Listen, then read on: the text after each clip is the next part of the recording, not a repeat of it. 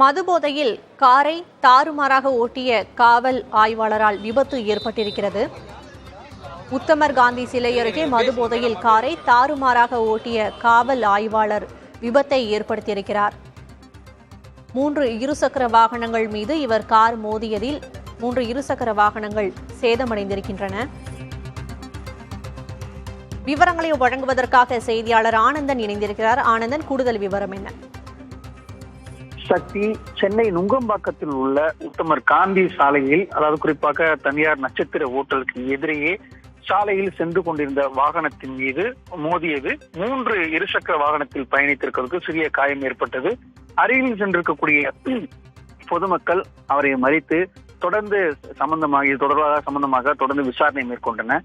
அந்த விசாரணையில் அவர் மதுபோதையில் இருந்தது தெரிய வந்தது. உடனடியாக சம்பந்தப்பட்ட காவல் நிலையத்துக்கு தகவல் கொடுக்கப்பட்டிருக்கிறது. மேலும் இவர் ஓட்டி வந்த கார் மூலம் மோதியதில் 3 பேருக்கு காயம் ஏற்பட்டு சிறிய அளவில் காயம் ஏற்பட்டிருக்கிறது. அவர்களை மருத்துவமனைக்கு அழைத்து சென்றிருக்கிறார்கள். இவர் யார், காயம் ஏற்படுத்தியவர் யார் என்பது தொடர்பு விசாரணை செய்யும் போது பொதுமக்களே விசாரணை செய்தார்கள். அப்பொழுது அவர்கள் காவல் ஆய்வாளர் என்று தெரிய வந்தது. குறிப்பாக இவருடைய பெயர் ராஜாராம் என்பதும் தெரிய வந்தது. காவலரே மது போதையில் விபத்து ஏற்படுத்தது ஒரு அதிர்ச்சி ஏற்படுத்திருக்கிறது. இது தொடர்பாக அந்த பகுதியில் இருக்கக்கூடிய சம்பந்தப்பட்ட காவல் நிலையத்திற்கு பொதுமக்கள் தொலைபேசி தொடர்பு கொண்டு தெரிவித்திருக்கிறார்கள்.